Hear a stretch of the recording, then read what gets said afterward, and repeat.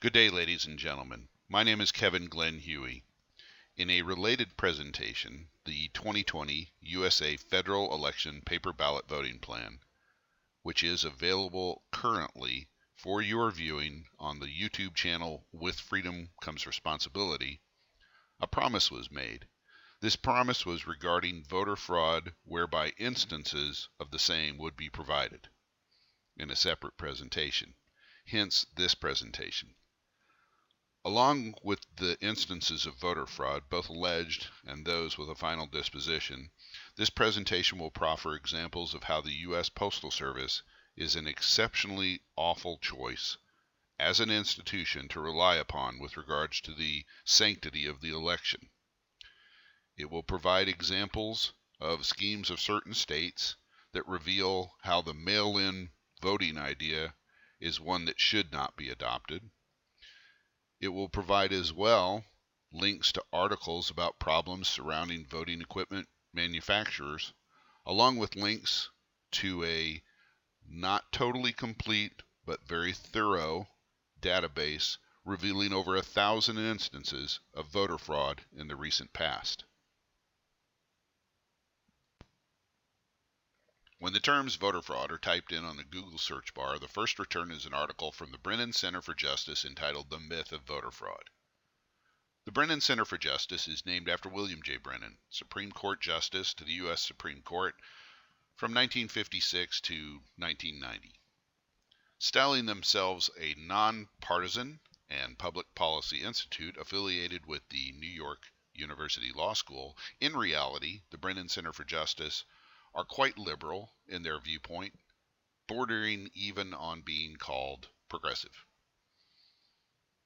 An honest assessment of the tech firm Google would label their philosophical predilections at being very progressive, bordering on being leftist.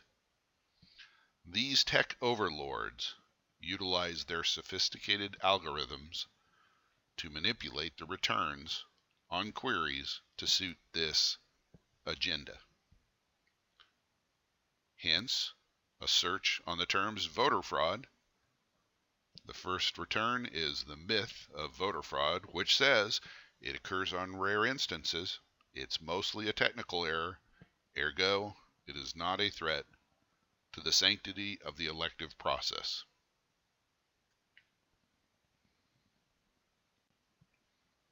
However, Subject Spiles contradicts this assertion. He pled guilty in June of 2017 to knowingly transferring false Virginia voter registration forms. Spiles had interfered in the 2016 national election and was only discovered when a university official saw the name of a deceased father of a Rockingham County judge on one of the forms. For his perfidy, he received a stiff sentence of 100 to 120 days in prison.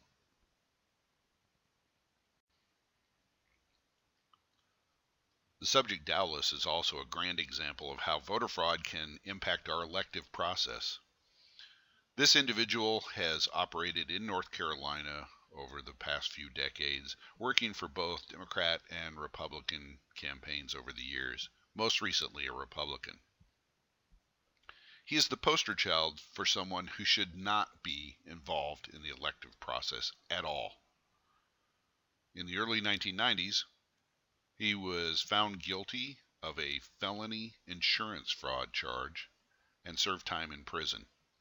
Not long enough, in my opinion.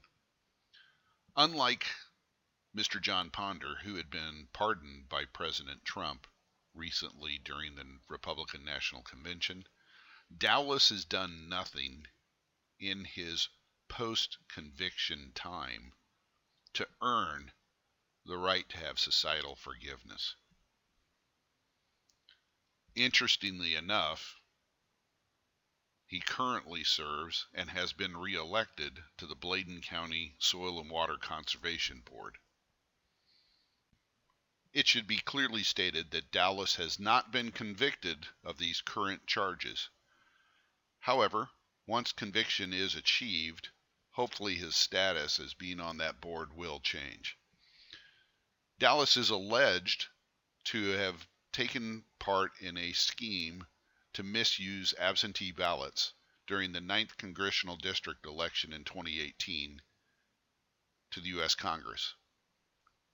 In no large part due to his efforts, the State Board of Elections refused to certify the election, and a revote had to be held in order to come up with a just outcome.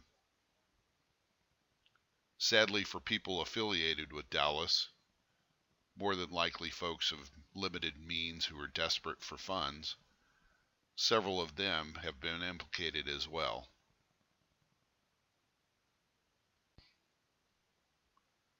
The subject Hawkins is another example of how voting fraud does exist. She is a rising star of the Democratic Party in her portion of Michigan, having worked as a city clerk for Southfield, Michigan.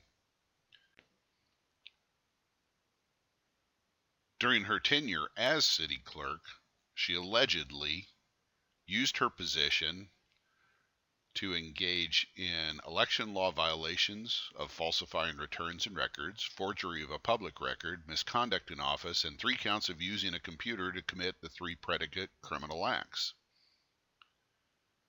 Likely, should she be found guilty of any of these 6 felonies, instead of being a rising star of the Democratic Party, she will be a former rising star of the Democratic Party. The subjects Jackson and Mendez are from Paterson, New Jersey. Jackson currently sits on the city council. Mendez was a city councilman-elect. Both of them are charged with fraud involving mail-in ballots. Jackson is charged with fraud in casting a mail-in vote, unauthorized possession of ballots, tampering with public records, and falsifying or tampering with records. He allegedly violated state election laws as a candidate by approaching 1 or more Paterson voters in the district where he was running and collecting their official mail-in ballots. Mendez is similarly charged with election fraud, fraud in casting a mail-in vote, unauthorized possession of ballots, false registration or transfer, tampering with public records, and falsifying or tampering with records.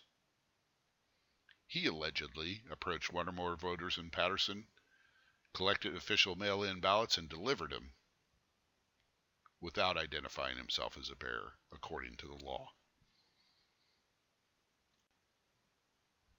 They were assisted in this scheme with the subjects Khalik and Razian, both of whom, just like Jackson and Mendez, are innocent until proven guilty. Khalik faces the same charge as Razian, along with tampering public records and falsifying or tampering with records.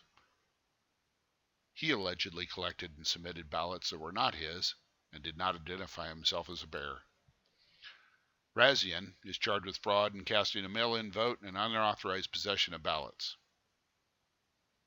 He was allegedly seen on video with more than 3 mail-in ballot envelopes that he did not have the bearer portion completed. The subject Cooper, out of West Virginia. He recently pled guilty to 1 count of what he was charged with.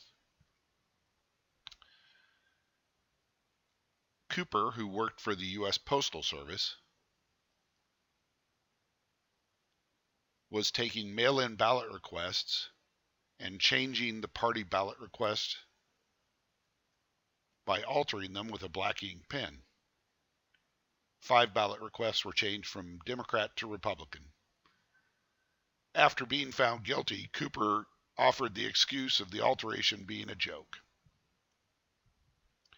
What is a joke is that anybody could believe that this is not going to be something rampant if we try to rely upon mail-in ballots. The subject Myers should compete with the subject Dallas for the title of poster child of somebody who should have absolutely nothing to do with the elective process. Approximately 40 years ago, in 1980, the subject Myers was a U.S. congressman and was implicated in the Abscam bribery investigation and was found guilty of that activity. As such, he's a convicted felon and has no business being involved in any type of elective activity. He got the subject DeMuro involved in his schemes.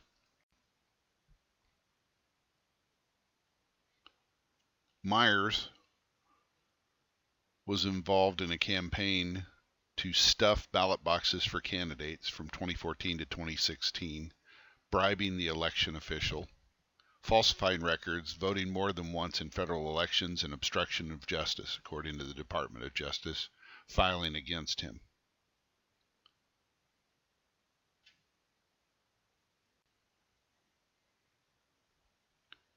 DeMuro, a former judge of elections, fraudulently stuffed the ballot box by literally standing in a voting booth and voting over and over as fast as he could while he thought the coast was clear.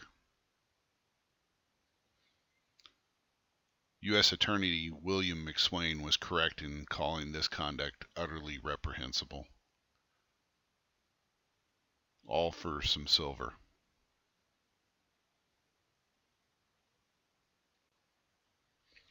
The subject, Reed, out of Indiana, has also been charged but is innocent until proven guilty. She has been accused of sending hundreds of absentee ballot applications with the instructions leaving voters no choice but to participate in her party's June 2nd primary election. The subject, Reed, was warned by officials to desist in her activity and that there would be implications if she continued to do what she was doing, but she refused to stop, and as such has been charged with a level 6 felony.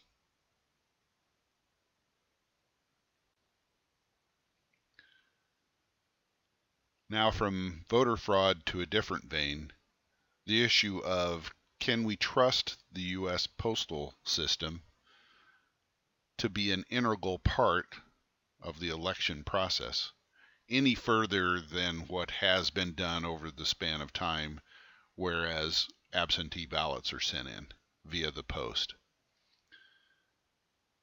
According to the information from this slide and the video at the affiliated hyperlink, the answer would be no. In Fort Bend County, Texas, the sheriff there is running for a seat in the U.S. House of Representatives. As part of his campaign, he was sending out the flyers that are shown in the photograph. Those are the flyers that were seen on the videotape of an unknown U.S. Postal Service employee dumping into a garbage dumpster. Now, folks that were nearby found that odd that that Postal Service employee was throwing something into that dumpster, so they contacted Sheriff Nels after looking into the dumpster and finding his flyers. Even though this activity occurred in June of 2020, no one's been charged as of yet. But it is indicative and a good exemplar of how if we try to trust the U.S. Postal Service to handle ballots being sent back in order to choose our elected officials, we are in for trouble. Further indices of the inaccuracy of registration by mail and voting by mail comes from California. Mr. Jerry Mosna found 83 mail-in ballots shipped to his apartment complex that were sitting in the open outside of the mailbox area, and they are all addressed to the same address, which happens to be the apartment residence of an 89-year-old woman. Instead of someone filling these ballots out and returning them, they were actually returned to the authorities appropriately by Mr. Mosna.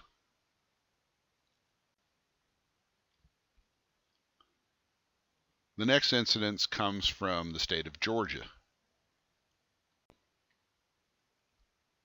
Still greatly missed, it is of great sadness. 12 years ago, a fine cat, Cody Timms, passed away. On Wednesday, 8 July 2020, Cody's owner, Mr. Ron Timms, found a voter registration application in his mail addressed to Cody Timms, the long-deceased feline. In response to the rather odd situation of a dead cat receiving any type of voter paperwork from the government, the Secretary of State of Georgia said the application did not come from its office and that third-party groups often use mailing lists to get names and addresses. Likely dismayed by being reminded of the loss of his beloved pet, Mr. Timms felt it was of the utmost import for all to know that Cody Timms was a lifelong Democrat. All flippancy aside, this is something that should enrage voters from any spectrum of the parties. It is completely unacceptable that outside entities are using their position to send out registration applications willy-nilly to whomever. And it's indicative of problems will exist if we do not get this situation under control.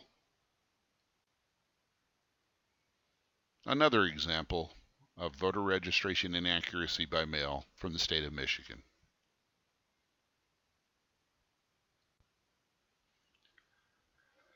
Secretary of State Jocelyn Benson of the state of Michigan used $4.5 million of CARES Act funds that were designed to help people get through the COVID crisis, to send unrequested ballot applications to all 7.7 million Michigan registered voters. However, after this was done, reports were coming in that these applications had arrived in addresses for previous occupants, people that were dead, people that weren't citizens, and people who are underage.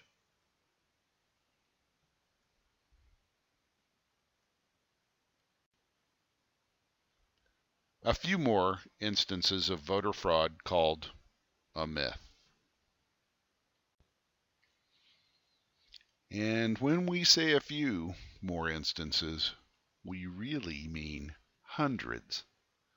Well, 1,296 separate incidences. The following hyperlink leads the viewer to Heritage Foundation sampling of recent election fraud cases from across the United States. And as you can understand, with 1,296 of them, it's an extensive list. Further, the Heritage Foundation has a sampling of election fraud cases from across the country in a little bit state by state, different format at this hyperlink, both of which are excellent examples of how this problem is not limited to a few instances. For those of you who are concerned with this issue, it is recommended that you look at a selection of important articles. The first one comes from the New York Post. It is rather uncomfortable sometimes to recommend any article that's based upon an anonymous source. Usually when someone's anonymous, they're anonymous for a reason, more than likely that they're lying or not telling the truth or telling half-truths. However, in this article, one of the disturbing aspects of it is that the person who was the source was alleging that they could provide as many mail-in ballots as were required to win whatever election. And that is truly disturbing if that's the case. The Guardian provided an article about the new voting machines being prone or possibly prone to tampering and how this is creating concern. At this hyperlink, The Guardian also provided an expose about the voting machine manufacturers. There are approximately 5 major manufacturers and several other smaller ones, but these manufacturers are rather closed in their openness about who they are, who owns them, who's making the rules, about what security measures they've adopted. And so this article deals with that. And one of the problems is that when you're relying upon electronic voting measures, there are going to be issues, as exemplified in this presentation at this hyperlink. Britannica also has an article out, a few years old, that talks about the manufacturers of voting machines. And in fact, a couple of the companies mentioned this are no longer in the business. This article by Sue Halpern provides her viewpoint on how voting machine errors reflect a wider crisis for American democracy. Now, we're a constitutional republic, so it's not really a true democracy, but her point is well taken that these machine errors are unacceptable and create a very grave danger to the efficacy of our elections.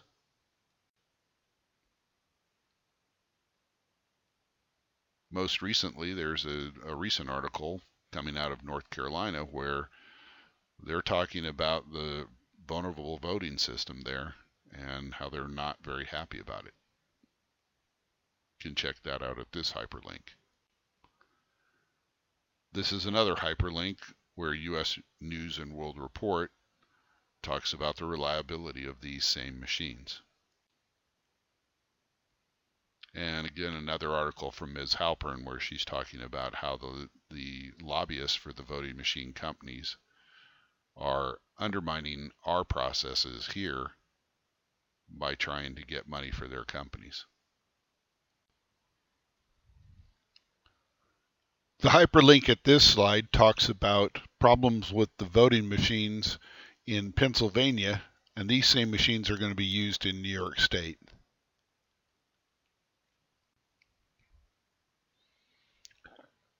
The National Review has provided an article.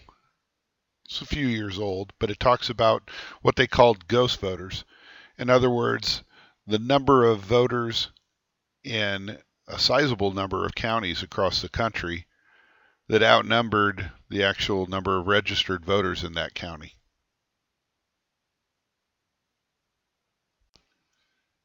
And finally, there is a hyperlink to an article from the New York Post talking about how vote fraud that the Democrats refuse to see exists. At the start of this presentation, the proposition was made that Google, as a progressive entity, manipulates its algorithms to come up with a primary response to an inquiry about voter fraud, indicating that voter fraud doesn't exist. Although the information in this presentation is not definitive, it's not a complete list, it's a fairly thorough list of how voter fraud does exist. It also provides information on how we can't rely upon a compromised U.S. Postal Service mail-in system. That if we do that, we're not only fools, we're deluded fools. In addition, there have been several articles that have been provided which call into question the reliability of our electronic means of counting the votes. There have been just too many problems. There is not enough transparency from these firms. to satisfy the concerns of the voter that everything that is done can be done to actually count every just vote. It's a principle of our country, our constitutional republic, that an eligible voter should have their vote count. There are a lot of people who have a lot of money. They have power. They have the technological means to interfere with these electronic machines. They have the power and the money and the willpower to do absolutely anything they can do to compromise this process. This should not be allowed. It is highly and wholly unacceptable if we just stand by and let these nefarious entities and individuals do such a thing to our country. So what should be done? Well, adopting a very simple, easily verifiable plan is the best method to assure that all eligible votes in this country count. It is a secure and simple and sacrosanct system that has been proposed in the 2020 federal election paper ballot voting plan in the affiliated presentation on this channel that will solve this issue. That plan will provide a just result. And that's something every American should want. Thank you, ladies and gentlemen.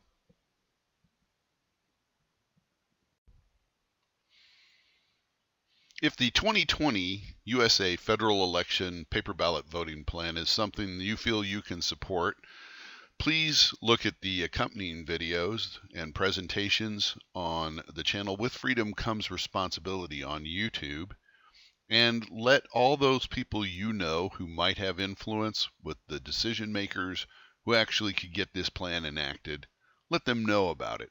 So let's get this done quickly.